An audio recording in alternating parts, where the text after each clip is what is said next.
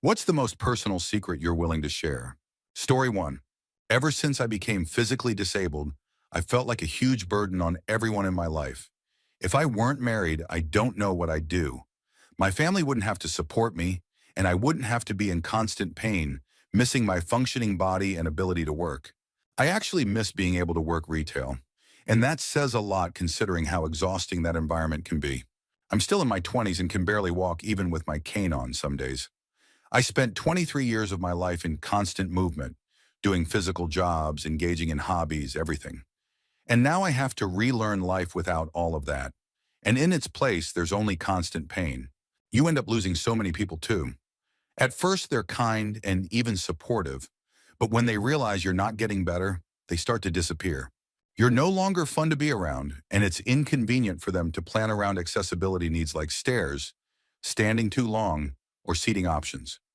People start talking to you in a strangely condescending way, like you're a confused child they feel sorry for. I can't support myself or help my family like I used to. My old life is gone, just like my former body. Sometimes I hate my body so much, it feels like a prison I can't escape. I just want one day without pain, but it feels impossible. The only way to escape the pain would be to leave this life, but I know that would only pass the pain on to my spouse and family, and that's not something I can accept. So I'm stuck. I'm trying to find something new in the ruins of my old life, but it's so difficult when I'm already physically worn out and mentally exhausted. I just don't know what to do anymore. Story 2. I'm 3.5 years into the career I dreamed about as a child, and I can't stand it anymore. I have no backup plan, and I feel guilty because so many people I care about supported me and encouraged me to follow this path. The field is graphic design, and I've just started working at my third company. What I'm struggling with the most is how dull the subject matter is and how any creativity gets stripped away by constant client revisions. Across all the companies I've worked for, the design team is often criticized by the client-facing staff and sales teams. Their leaders sometimes accuse us of being uncooperative just because we try to follow brand guidelines. We're expected to work long extra hours with no recognition or compensation. It's draining, and I'm really starting to feel burned out. Story 3. I was evicted from my childhood home when I was 15. My mom couldn't keep up with the place after my brother moved out. She didn't know how to explain things to me, so she just didn't. She told me to pack a bag for a weekend visit to my stepdad's house over the summer. That weekend turned into 2 weeks, then a month, and eventually the entire summer. Eventually, she admitted what had happened. She simply didn't know how to tell me earlier, so she chose not to. I lost everything. I ended up sleeping on my stepdad's living room sofa for 2.5 years. Losing material things like my computer and video game consoles was hard, but what truly hurt was losing irreplaceable items. My memory box I started when I was 7, all my childhood photos, and the dolls my dad had given me over the years. My dad passed away 5 years ago, and those dolls were something I wish, more than anything, I could have saved. Story 4. My mother, who struggled with schizophrenia and substance abuse, cried out for help before ending her life. I was the only one home and wasn't able to stop her. I was just a child. Since then, I've had nightmares every night for 17 years. The only time I sleep peacefully is when my partner is next to me. He helps heal my deepest trauma just by being there, holding me close while he sleeps. Somehow, that comfort makes everything a little more bearable. Story 5. My girlfriend since high school has schizophrenia. I love her with all my heart, but there are days when it's really difficult. I do my best to be patient, to help her, and to encourage her to take her medication. There have been months where she hasn't been herself and has broken up with me. That's the hardest part, knowing she's doing it because of her condition, but not being able to do anything about it. She's never been with anyone else, and honestly, she's the love of my life. There's something about her that shines like no one else I've ever known. My family and friends have told me I should leave, but they also know I won't, and they respect that, which I appreciate. We've been free of self-harm for the past 3 months, and that's something I'm truly thankful for. Story 6. My mom is dying in hospice care, and I feel guilty every day that I'm not there sitting by her side. But I have $1.32 in my account and can't afford to be with her. I live 13 hours away. I also can't call to speak with her because there's no phone in her room, and she can't get out of bed to be taken to the nurse's station. So I'm kind of just waiting around for the phone call, and I get a sinking feeling in my chest every time my phone rings. Edit. I should elaborate a little more. When I first found out she was being moved to hospice, I was out of the country. I immediately spent the last $900 I had to change my flight and book a rental car so I could visit her for 5 days. I said my goodbyes then, in person, because I didn't know if I'd ever be able to come back. But that was about a month and a half ago, and every day that passes makes me feel more and more guilty that I'm not there. Now it's just a waiting game. Some points to answer a few questions or comments I've received. This is a very poor assisted living facility in St. Louis City, and it was her only option given how low her Social Security income is. The staff there don't seem to care. They didn't even call me or my brother when she was admitted to the hospital.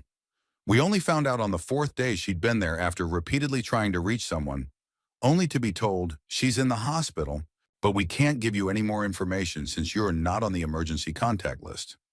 She's lived there for over 4 years, and I've given them our contact information more than 20 times.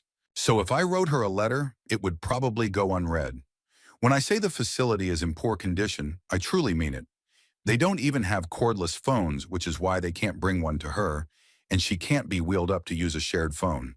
I'm a full-time student, back in school at 30 years old, and I run a small pet sitting business while I study. I spent the last of my student loan money this semester going to visit her. Since then, many of my clients have been canceling. When I tell them to have a backup sitter in case I need to leave suddenly, they just book that sitter or cancel entirely. It's become a cycle. No work because of the situation, and I can't go see her because I don't have work. That's why I only have $1.32 in my account. I don't have any friends or family I can borrow money from. Not that I would feel comfortable doing that anyway, except for one friend who has offered. But I'm saving that for when my mom passes and I need to be there for the funeral arrangements. I'm the only one handling all of this. My younger brother has some mental disabilities, and he's really the only other family I have. Our mom is biologically our grandmother, who adopted us at birth and at age 2. Because of that, the guilt I feel for not being there is even stronger. I'm now her medical power of attorney and responsible for what happens after she passes. The organ and body donation service I registered her for won't confirm if they'll accept her until after she passes, so I've had to prepare a backup plan. I haven't been able to find another program that accepts full body donation and returns the ashes afterward. The most affordable cremation service I found told me he'd give me a discount for $1,000, which I still can't afford, even with the discount. So any donations or support I receive would have to go toward that, just so I can at least bring my mom's ashes home. I'm located in Colorado, and she's in St. Louis, Missouri. I have an unreliable car that needs repairs, but it's probably my only option left. Like I said above, I already spent $900 on the last round-trip flight and rental car. There's no way I can come up with that kind of money again. Story 7. I often feel like I want to give up, but I'm too afraid of doing something irreversible and making things worse. Edit. I wasn't expecting this to resonate so deeply with so many people. In a way, I'm relieved to know I'm not alone, but I'm also frustrated that this is such a common experience. I wouldn't wish these thoughts and feelings on anyone. No one deserves the deep and overwhelming pain that comes with clinical depression. I could say encouraging things all day, but none of it matters unless we fight for better mental health care. I don't want to get too political, but we really do need to support one another, now more than ever. This is a global issue. We need to find ways to help people before things spiral into crisis. There has to be something that truly helps before someone reaches for those pills, before they hurt themselves, before they reach the point of no return, before they feel completely lost and hopeless. I don't know if I want to stop living, but I do know I'm so very tired of this life. Story 8. I have an unusual response to caring for injured people. I'm not sadistic in any way. I'd never be able to live with myself if I hurt someone, even by accident. But I do feel a certain rush when I see someone I find attractive who's hurt. I understand that it's natural to want to take care of others, but for me, the emotional reaction becomes intertwined with something more physical, and that worries me. I'm currently studying nursing, and I'm concerned about how this might affect my future career. I would never act inappropriately, and I hold myself to strong personal boundaries. Still, I'm aware that I need to stay vigilant about separating my thoughts from my actions in every situation. Edit. Just to clarify, I'm a woman. I'm bisual. And for some reason, more severe injuries intensify the emotional response I get. I use self-control and my values to make sure I never act inappropriately. I might feel uneasy, get distracted, or process my feelings later in private, but I would never cross a line with a patient. I won't speak about this unless asked directly, and I would never behave unprofessionally while working. Story 9. I'm a 33-year-old straight male. People have told me I'm attractive and intelligent, but I still live at home with my mom. I've never had a relationship, and I'm always struggling financially. I'm not here to complain. Life has hit me hard over the past decade, but I know a lot of the stagnation I'm dealing with now is due to my own decisions. I've been sober for 9 years, but my addiction has shifted to other habits, less dangerous than substances, but still damaging. One of those habits is excessive gaming. I wanted to share this in case anyone else is going through something similar. You're not alone. But one thing I do know, it's not okay to stay stuck like this forever. Personally, if I don't keep pushing forward like I have been lately, I'm afraid I'll end up as just another sad statistic. If you're in a similar place, know that you're at greater risk than you might think. You need to treat it like a serious illness, and the only cure is change. That's what I'm trying to work toward. Story 10. This is a bit embarrassing, but I really wish I had close friends. I've always had acquaintances, but never a true best friend. I crave that kind of bond the way others crave romantic relationships. People are out there searching for the one, but all I've ever wanted is someone to laugh with and talk to about anything. Sometimes I find myself wishing I had someone I could share new music with, or just hang out and talk with for hours. When I think about getting married one day, I don't want to ask a random acquaintance to stand by my side. I want a real friend, someone who's been there for me. I've always been a bit antisocial, but I've still made an effort to find that connection. I get along with most people I meet, but I just haven't found someone I click with in that deep, lasting way. And yeah, it's a little embarrassing to admit. If you've ever seen the movie I Love You, Man, I feel a lot like Paul Rudd's character. I've never told anyone this before. It might not be as personal as some of the stories others have shared, but it feels good to get it out. Story 11. I've known my best friend since we were 4 or 5 years old. He's 23 now, and I'm 22. I consider him and his mom and stepdad to be like family. A few years ago, his mom and stepdad had another baby, and when this little guy was around 4, he immediately clung to me. We just connected right away. I've worked with kids since I was young, and now I teach martial arts professionally, mostly to kids. I've always had a natural way of connecting with them. Now that the little guy is 8, no one is happier to see me than him. He runs and jumps into my arms every time I come over. Last Saturday, I took him to work with me, and we spent the whole day together. We both loved it. Some people might think it's strange, but honestly, I don't care. I love this kid so much. It's such a powerful feeling to receive so much love, trust, and admiration from him. Story 12. I don't like sharing this story often, but when I was 8 years old, I was adopted by a man who was married to an Asian woman and had a few children slightly older than me. I didn't socialize much with them because I was still nervous and adjusting. After a few months, they separated. At least that's what I think happened. The others were suddenly gone, and no one explained anything. Since I didn't know how normal families worked, I assumed it was normal. Eventually, my adoptive father and I moved into a cabin in the mountains. After the separation, he began drinking heavily and often cried.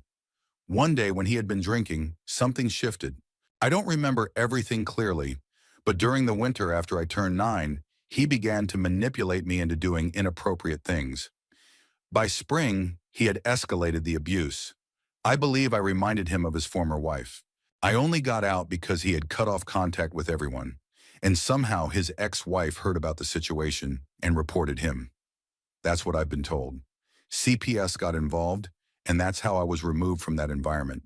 Story 13. The most personal thing I'm willing to say here is that my name is Yoshikage Kira. I'm 33 years old. I live in the northeast section of Morio, where all the villas are, and I'm not married. I work as an employee at the KMU department stores and always get home by 8 p.m. at the latest. I don't smoke, but I do enjoy an occasional drink.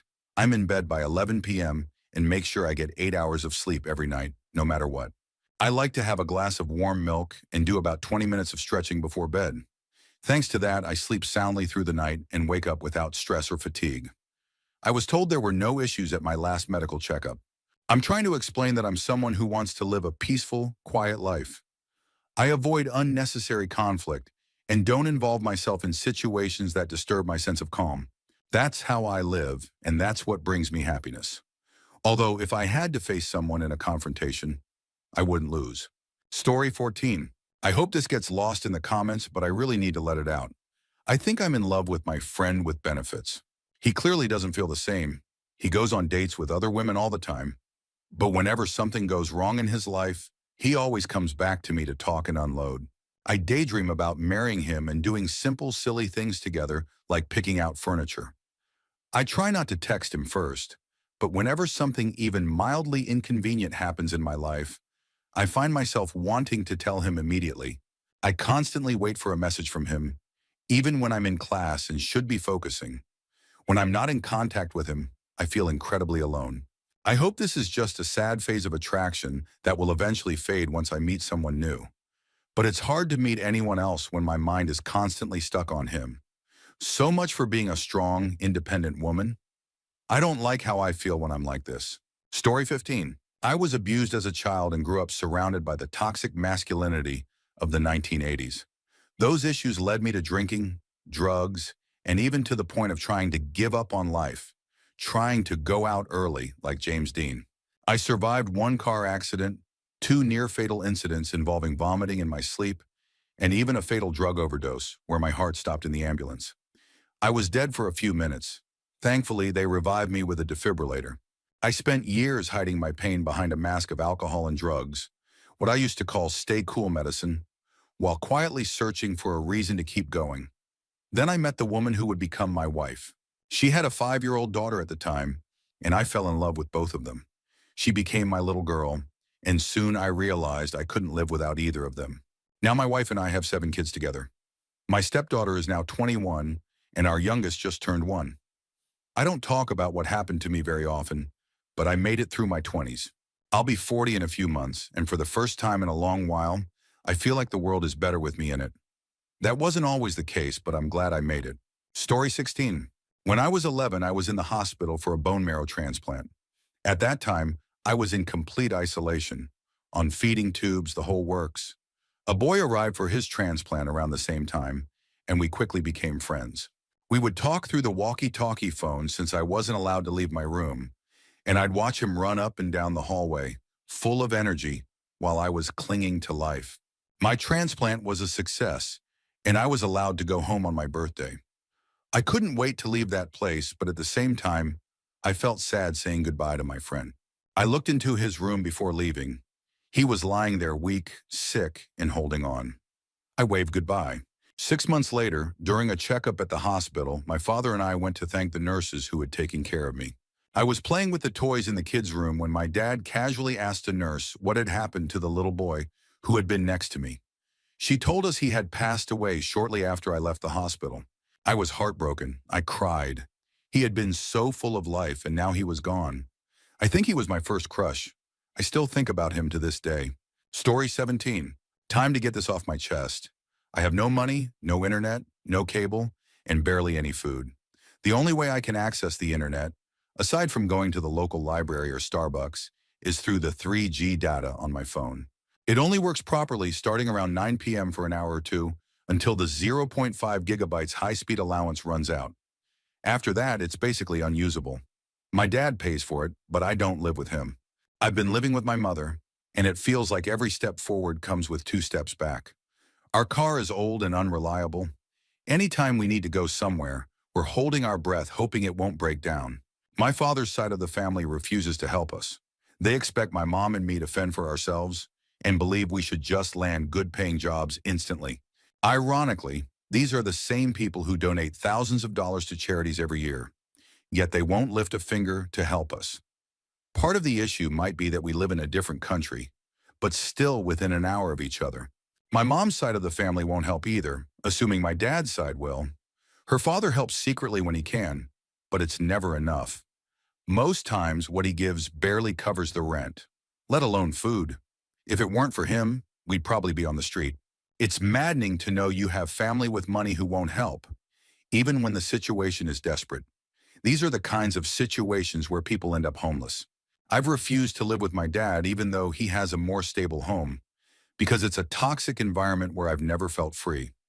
Living with my mom, though difficult, feels like a better option for my mental well-being.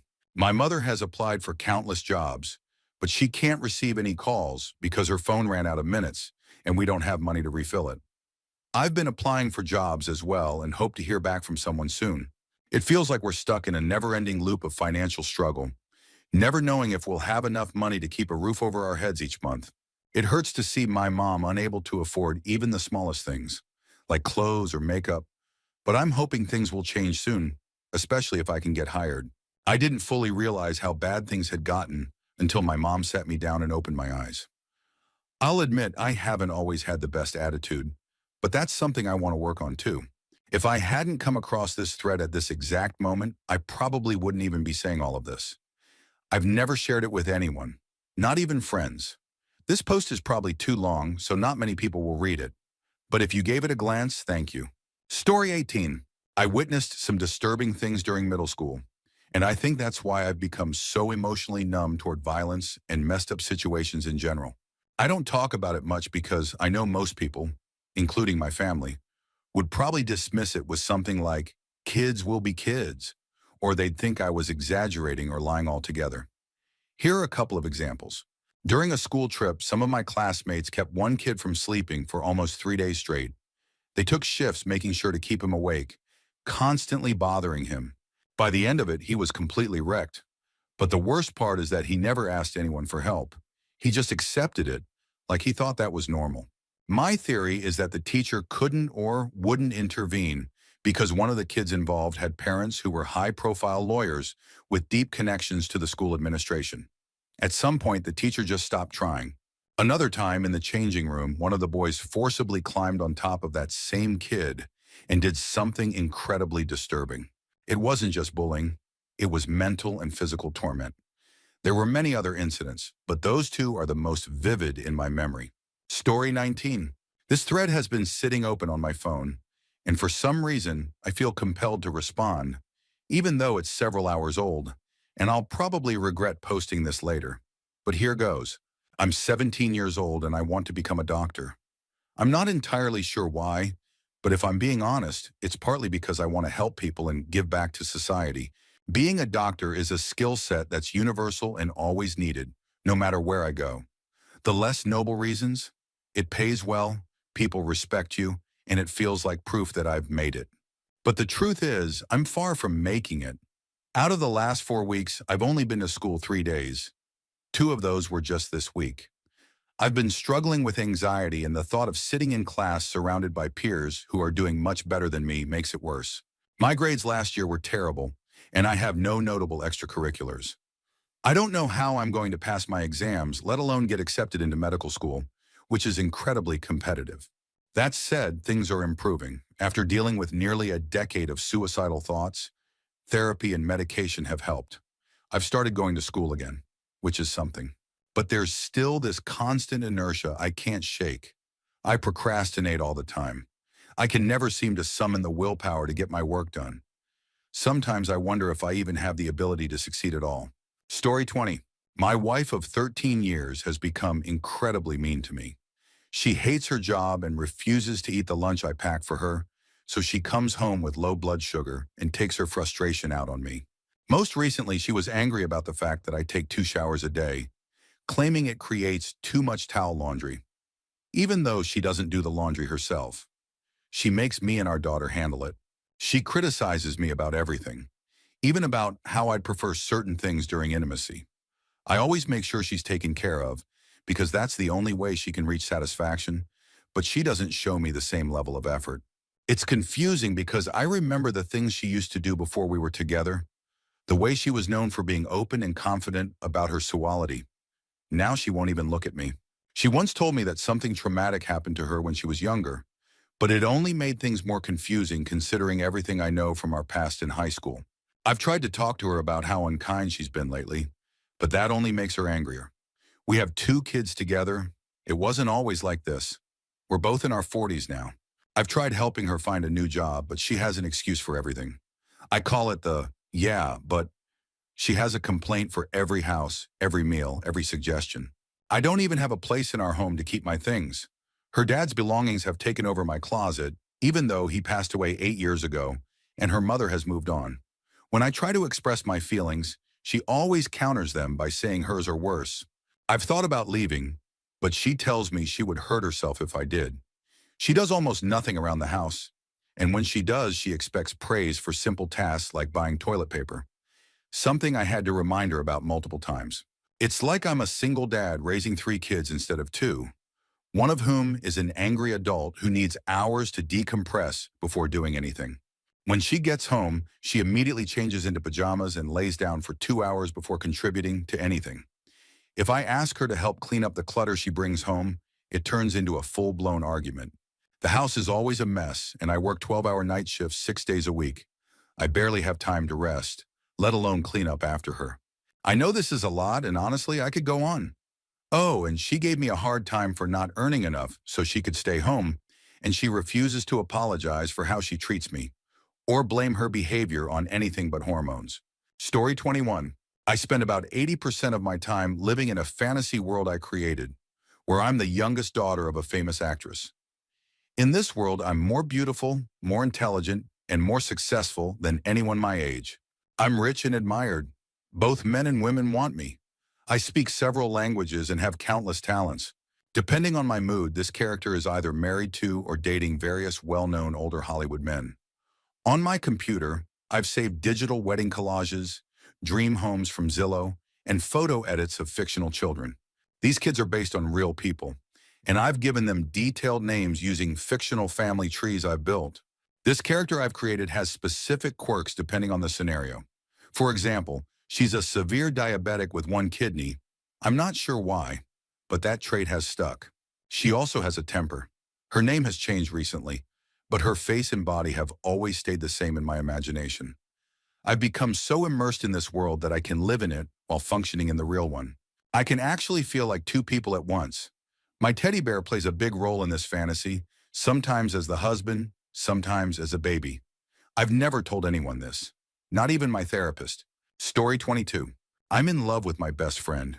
She thinks I just have a small crush on her, but it's so much deeper than that. I'm absolutely in love with her. I think about her when I wake up. I feel amazing when I'm around her. And when I go too long without seeing her, I genuinely miss her. To me, she's one of the most incredible people I've ever met. Sweet, funny, and so passionate about everything she does. She's also one of the most beautiful women I've ever seen. Being with her makes me want to try harder in life and be someone better. She inspires me. She already rejected me once, and I'm terrified that if she ever knew how deeply I felt, she'd pull away completely. I don't know how long I can keep going on as just friends. I want something more. But I know she doesn't, and even if she did, her schedule is packed and her stress levels are high. I know that someday she'll get a boyfriend, and I know that's going to break me. As her friend, I know I should be happy for her, but as someone in love with her, all I want is for her to look at me the way I look at her. Sometimes I daydream that she'll just wake up one day and realize she feels the same. If she felt even a fraction of what I feel, I believe we'd be together, and maybe even married someday.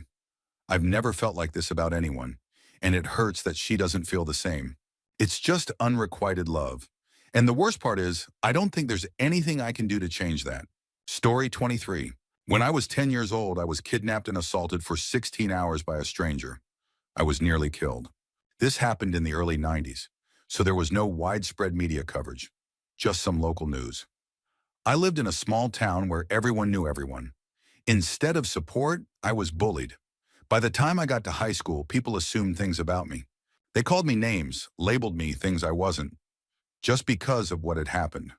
But the truth is, I didn't have consensual intimacy until I was 18, which was considered late in my town.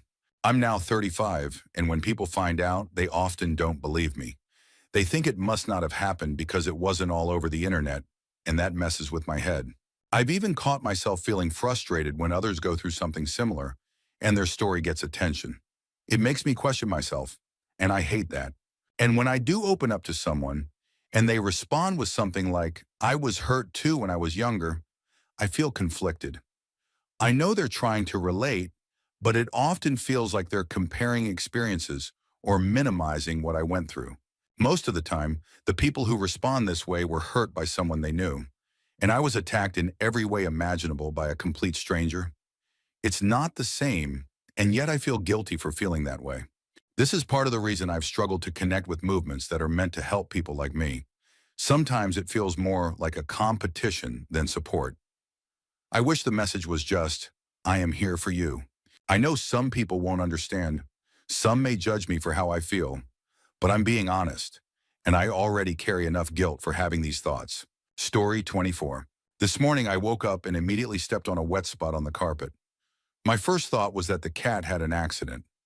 Unfortunately, I've had enough experience with that to know what it usually feels and smells like. But this was different. My wife was still asleep, and I didn't want to wake her by turning on the light, so I got down to investigate.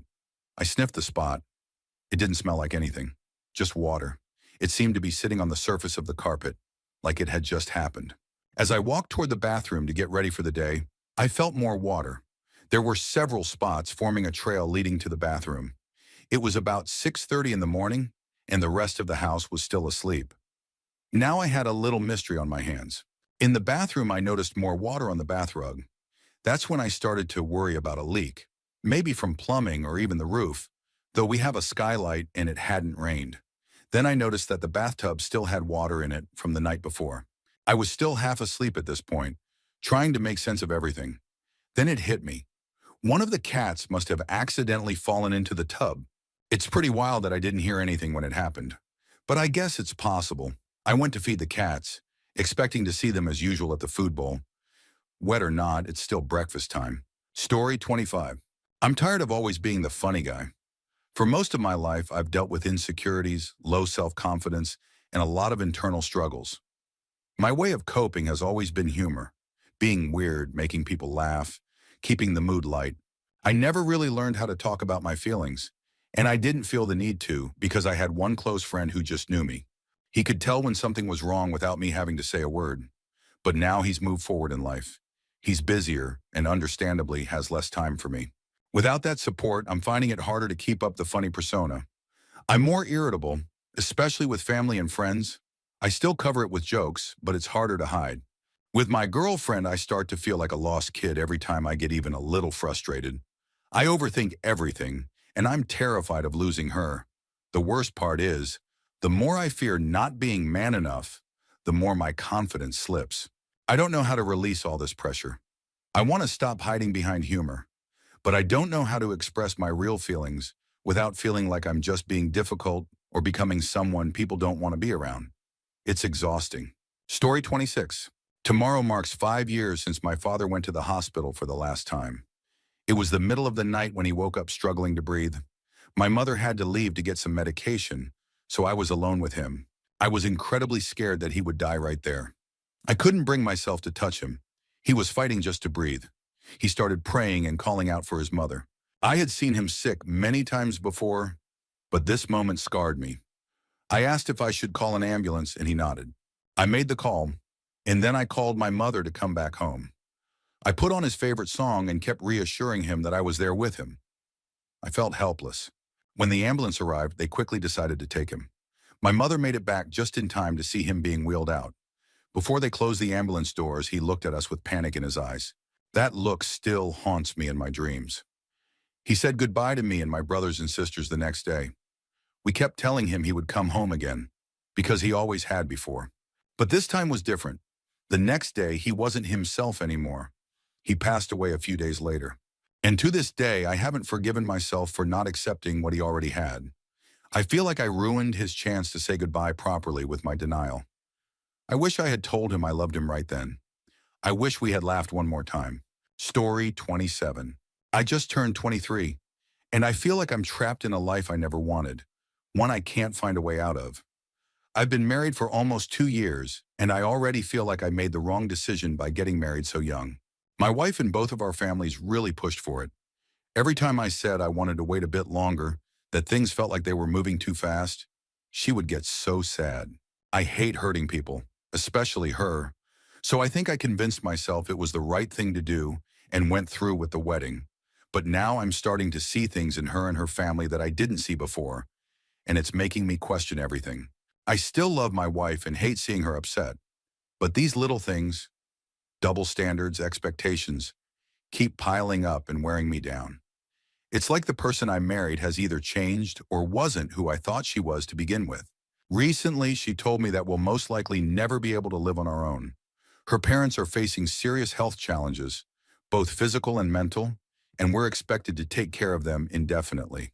On top of that, her grandmother has basically moved in, and we're likely going to be caring for her too as she gets older. The one thing I'm genuinely happy about is my job, but even that doesn't pay very much, and if I stay on this career path, I know money will always be tight. I know this post might get buried, but I don't really have anyone in my life to talk to about this.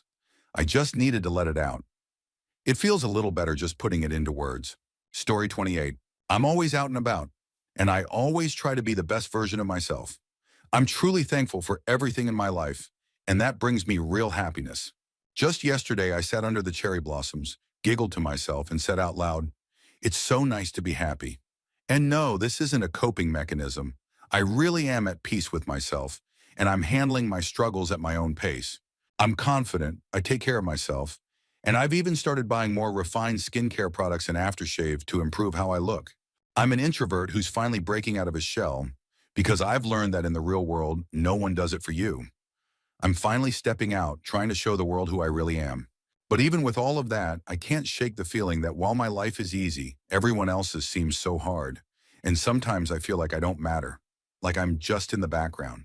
I grew up in one of the most elite schools in my country, surrounded by brilliant minds, people who surpassed me in everything. What stings more is that I was naturally gifted, but they just worked harder than I did. I had amazing parents and classmates who, while not perfect, were good people. Nobody mocked me, but I judged myself constantly. That mindset stuck with me, this idea that it's not good enough. In volleyball, I've had teammates stop me from overtraining. Even now, with a sprained ankle, I keep practicing because I can't bear the thought of letting my team down. These thoughts leave me feeling isolated, and I've never shared them with anyone.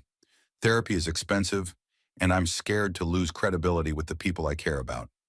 I know it's not a good reason, but I tell myself I can handle it. I just need to be better. What I really wish is that I could be a role model to someone, just once, because everyone in my life has been one to me. I wish I could trust someone enough to tell them all this. But every time I try, I stop myself. I don't want to come across as attention-seeking. And yes, I feel silly even writing this post. Still, I'm improving, slowly but surely, and I'm doing my best to stay true to who I am. This Friday, I'm planning to hand out brownies to students still in exam season, since I've finished my year. I hope it'll help them, and maybe give me a little more confidence too, especially in talking to strangers. Anyway, that was a bit of a ramble. Thank you so much for reading, and I hope you have a great day. Story 29. My dad was always the logical and steady presence in our family. About 4 to 5 years ago, he started forgetting things, little by little. I noticed the signs early, but it didn't make it any easier to accept. Last year, we had to move him into a long-term care facility. It became too much for my brother and me to manage on our own. I had to have him sign over his rights so I could become his power of attorney. It felt like I was taking away his identity, his autonomy, and it broke me a little inside. Since then, I've slowly realized that I've taken over his role as the responsible, stable one in the family. The strange part? I'm the youngest. That realization has brought on a lot of anxiety, especially when I think about living up to the example he set for all of us. I'm also struggling under the weight of student debt and related financial stress. And yet my family still sees me as the reliable one. Meanwhile, I don't feel like I have my life together at all. I'm doing my best, but honestly, the pressure is crushing. Story 30. Back in December, I had emergency brain surgery to remove a life-threatening tumor. We found out about it at the very last moment. If we hadn't acted when we did, I would have lost my mind completely and died not long after. The surgery was a success, technically, but I lost my hearing, balance, and facial control on one side of my body. I'll likely lose the vision in that eye too. Physical therapy can only do so much. I'm in constant pain from headaches, and I feel vulnerable in a world I can no longer fully perceive. The tinnitus is constant and maddening. Everyone around me has been incredibly supportive and keeps calling me brave or inspirational. But the truth is, I don't feel that way. If I hear one more person say, "You've got this," I might actually scream. Because I don't. I'm just surviving. And honestly, part of me wishes we had skipped the surgery and just let things run their course. At least then, the pain would have ended sooner. I know there are people who've had it worse. I'm a combat veteran. I've seen terrible things, and I know what true suffering looks like. So by comparison, I try to tell myself this isn't that bad, but it is. They operated on my brain. There's a hole in my skull where the tumor was, and it feels like a piece of me is missing. I've read stories from support groups and message boards, and everything points to the same outcome. This condition doesn't get better. People are still struggling years later, and most of them are miserable. There's even a lot of discussion around assisted end-of-life options. Those communities are bleak, but honest. And the truth is, this doesn't feel like recovery, it just feels like waiting. Story 31. I lost a lot of friends during my time in the Army, and I lost even more after I got out, this time to opiates. I used cannabis to help cope with the physical and emotional wounds I sustained during combat operations. I got married young. Not long after, we found out my wife had multiple sclerosis. She was medically discharged, and the VA prescribed her opiates to manage the pain. She was on a steady regimen for almost 3 years. Our friendship never faltered, but our marriage did. We were young, both grieving, both struggling with health issues and loss. Eventually, we divorced amicably. I still remember hugging her after the court proceedings. She remained my best friend. After the military, I worked as a security contractor. That career involves a lot of training schools, and for a while it felt like a curse. Every time I finished a training cycle and came home, someone close to me had died. I started to fear going to school. After completing a driving and tactical course, I was packing up to head home when I got the news. My ex-wife had passed away. She had gone to the VA complaining of intense pain. They gave her opiates, and she suffered an accidental overdose. I couldn't bring myself to go to her funeral. I just couldn't bear to see her like that or hear taps played in her honor. Years later, the pain of losing her still lingers in my soul. I'm not sure if it'll ever fully go away. A few months after she passed, I was arrested for possession of a small amount of marijuana and spent 30 days in jail. I narrowly avoided a felony conviction. After that, I sought help and slowly began putting my life back together. I'm doing okay now, but I'd give anything just to talk to her again, just to know she's okay. Story 32. Today I scheduled an appointment to have our cat euthanized. He has a malignant tumor in his face that's making it harder for him to open his mouth. This morning he meowed at me with his mouth shut. He's struggling to eat, and the tumor has started to push his eye outward, causing his inner eyelid to close. We took him in 9 years ago. He was only supposed to stay for a year while his original owners sorted out their living situation. We never heard from them again. And yes, he's peed on nearly every carpeted surface in our basement. But he's the sweetest boy. I call him my guy. He always curls up in the crook of my knee to sleep. He loves having his face scratched, especially under the chin. It's like he has the itchiest chin ever. I hate that I'm counting down the hours. I love him so much. He fought through pancreatitis just a few weeks ago, and then this tumor came on fast and aggressive. I've never seen anything grow this quickly. It feels like every 24 hours he loses another 50% of his strength and ability. I'm not sure if I'm explaining it right. Yesterday, he ate half his food. Today, only a quarter. I'm completely heartbroken, and I can't spend the whole day with him like I want to. I just hope he knows how much he's loved. Story 33. In my family, looks have always been a big deal. I was always fit and in good shape until I had my fourth baby 3 years ago. Since then, everything has changed.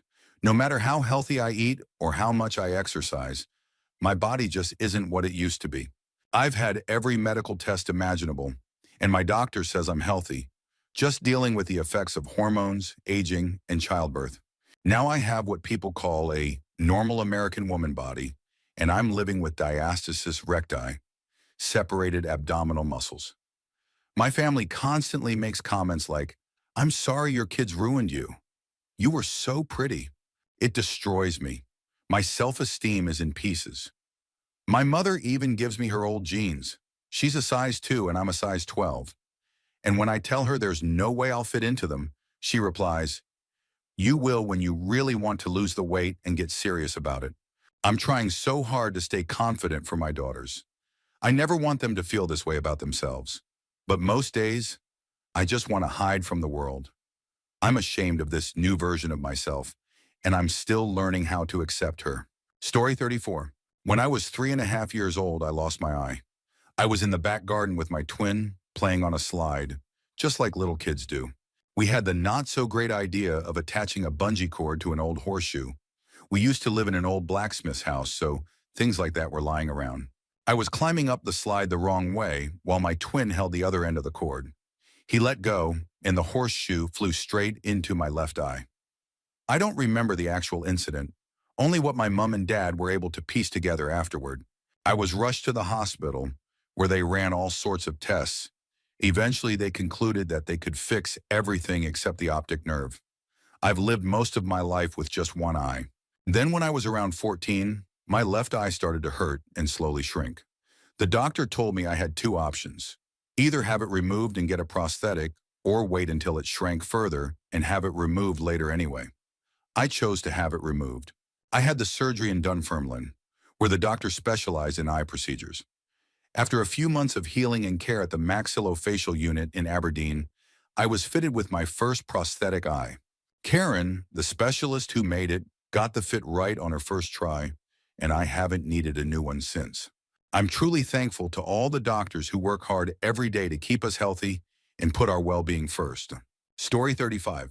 I was stationed on a base in Japan and had just finished enjoying Mongolian BBQ night at the officers' club. On my walk back to the barracks, I suddenly realized I needed to find a bathroom, urgently. The rest of the walk was uphill, and once I got to the barracks, I had to climb 4 flights of stairs. I made it to the 3rd floor, and that's when it happened. I lost control. Panicked, I checked the kitchen lounge area to make sure no one was around.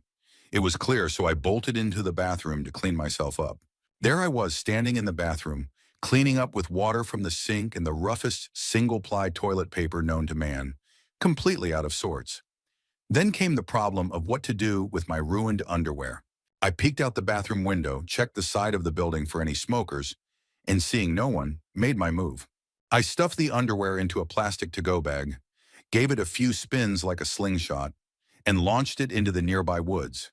Then I showered, washed my clothes, and went about my evening like nothing ever happened. Story 36. I have a best friend of the opposite sex who was in a long, happy relationship, and somewhere along the way, I developed feelings for her. Just a little, maybe around 25%. It stayed there because things were comfortable, and I wanted to respect the boundaries. I've known her and her boyfriend for a long time. While I've always felt something, I shut it down mentally. There was no reason to entertain those thoughts. I wanted to respect her life and their relationship. But now they've broken up. I've been offering her whatever support she'll accept, which honestly isn't much. She wants space, and I have to respect that. So I've kept quiet. The problem is, I can't stop thinking about her.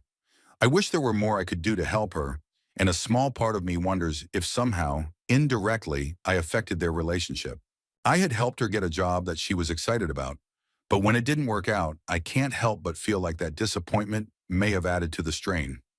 I know that's probably a stretch, but it's in the back of my mind along with a million other thoughts. Realistically, I know she's not ready for anything new, and even if she were, I can't imagine a way to confess my feelings without damaging our friendship. We've been close for a long time, and it feels like sharing how I feel would somehow betray that connection. So for now, I'm just going to keep being the best, most supportive friend I can be. I don't expect much from myself. I've never had a life filled with bright moments. But if there's even the slightest way I can make her life better, that's what matters to me. I just hope, one way or another, things work out for her. And maybe in the process, for me too. Story 37. I'm in a tough place right now. Or maybe it's just gotten worse. I'm 35 years old and was recently let go from my job for reasons I don't even want to get into. I still live with my parents because I have autism. I can do some things on my own, like drive or make a phone call when absolutely necessary. But I can't handle being alone. At the same time, I also can't handle being around strangers for long. I doubt I'll be able to find another job. Just the idea of going through job interviews gives me overwhelming anxiety. There was a potential opportunity, but they only seemed interested if they could get government subsidies for hiring me. That made me feel like I wasn't even being seen as a real candidate, just a number. I've always been single, and I honestly don't think that will ever change. I don't even know any women. I've got no friend group, no social life, nothing. My parents act like it's fine, but I know they worry about what will happen to me when they're gone. I worry too. I watch ASMR videos just to feel like someone is taking care of me. On bad days, I realize how sad that is. I feel like a walking stereotype. I used to cope through religion, but I was hurt by people I trusted in that space, and now I can't separate the bad people from the beliefs. Video games used to be my escape, but they've lost their spark. I try to write, but I can't anymore. Even Reddit used to be a place of comfort, but now it feels hostile. I can't connect with anyone. It's filled with negativity and it drains me.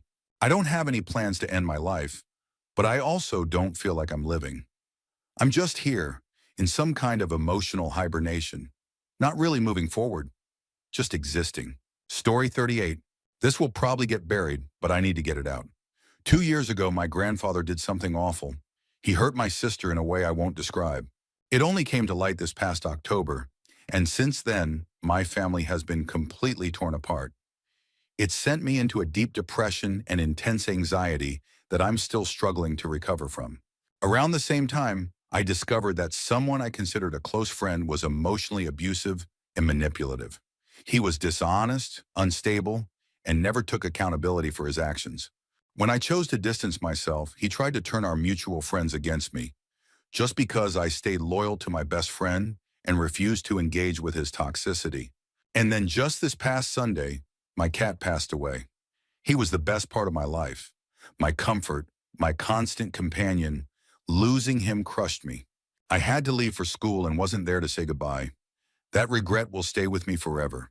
A part of me died with him that night. Since then, I've been numb. I'm trying to keep moving forward, trying to function, but inside I feel broken. He was one of the few reasons I kept going, and now he's gone, and I don't know how long I can carry this weight. Story 39. I could have died so many times growing up, and most of those moments were because of my mother. The abuse I went through, severe beatings, spending nights on the street as a child, emotional trauma, left deep scars. That experience affected my life more than anything else ever could. Now I look around and see my friends succeeding, building lives while I'm here. Just grateful that I've managed to face and process some of the trauma from my childhood.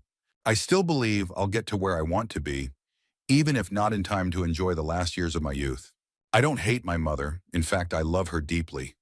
I understand that something inside her must have been broken too, for her to put me through what she did. But I do hope that in another life, I can catch a break. That maybe next time around, I'll get to live with a little more peace and joy. Despite everything, I'm still grateful. Life itself is a blessing, and I believe that with enough effort and compassion, we can all find our way, even through the darkest parts. Story 40. I'm only living in poverty because I chose to be. My father is a doctor with a successful practice. Growing up, I never had to worry about money. I was always the rich kid at school, and I knew I'd never have to pay for college. I was set up for life before I even took my first breath. And for most of my childhood and teenage years, I assumed that's just how the world worked. During my first 2 years of college, I started meeting people from all kinds of backgrounds, many of whom came from nothing. Some of the most incredible people I've ever met had to fight for everything they had, and that started to weigh on me. I began to feel like I didn't deserve what I'd been given. That guilt grew into a deep depression. I struggled with self-harm. I felt angry at my parents, not because they had done anything wrong, but because they wanted to give me a better life. I couldn't accept it. After a toxic relationship and a brief stay in a psychiatric facility, I dropped out of college. Now I work as a shift manager at a fast food place. I pay my own bills and live paycheck to paycheck. And the hardest part? I feel stuck.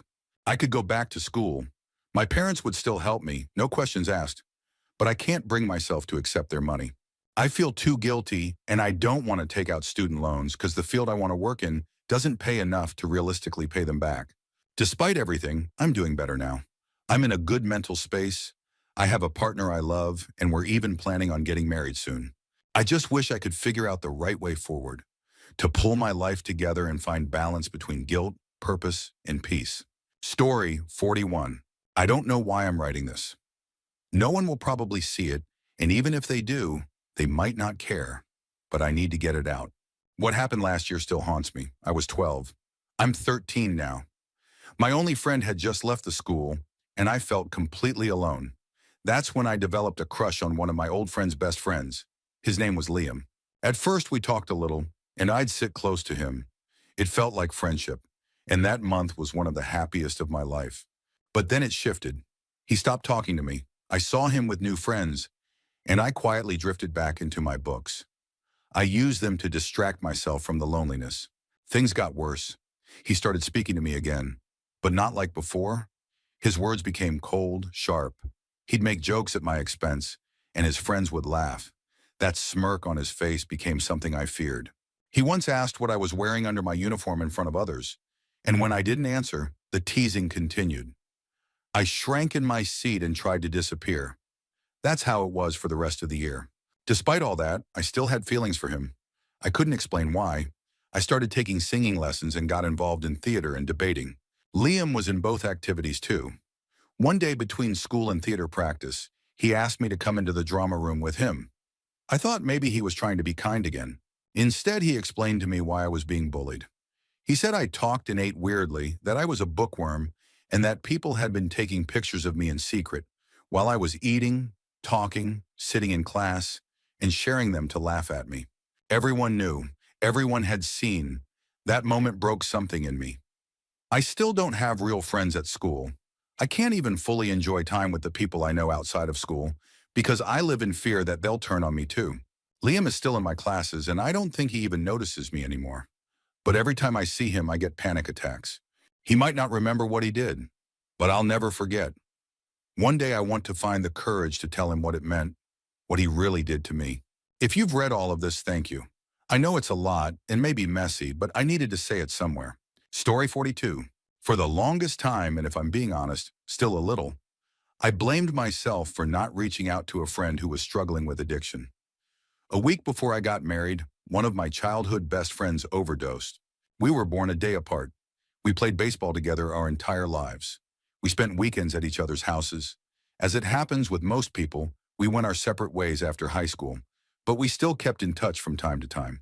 After his death, I remembered a conversation we had had about a year earlier. He told me how much money he had spent on drugs. Looking back now, I realized that was probably his way of asking for help, but I was in my early 20s and didn't know how to respond. I didn't understand what he needed in that moment. Even now, almost 8 years later, I still dream about him, about once a month. I used to beat myself up over not calling or texting him. If you've lost contact with someone, or you know they're going through something, don't make the same mistake I did. Reach out. Send that message. Make that call. It might not fix everything, but you won't carry the same weight I did. I had to learn how to stop blaming myself. I just wish I had figured it out sooner. Story 43. I would never do it, not anymore. I have a young daughter. She lives far away, and I only see her about once a month. But she absolutely adores me. She means too much to me.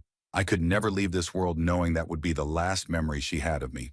But even with that, nearly every day I find myself asking, why am I here? I find myself saying, I hate my life. No one around me would ever suspect that I feel this way. I've recently landed a great paying job after believing for a long time that I'd never work again. I'm young. I'm seen as the ideal father. We make the most of our time together. And even at her young age, we talk often and have deep conversations. I'm tall, fit, articulate, and working in the tech industry. But underneath it all is trauma from my younger years that I've never fully stopped running from. I recently moved back to my hometown for work, but something still feels empty. I worry that if I ever opened up about how I really feel, people wouldn't take me seriously. Because from the outside, it looks like everything's going great. I talk to therapists.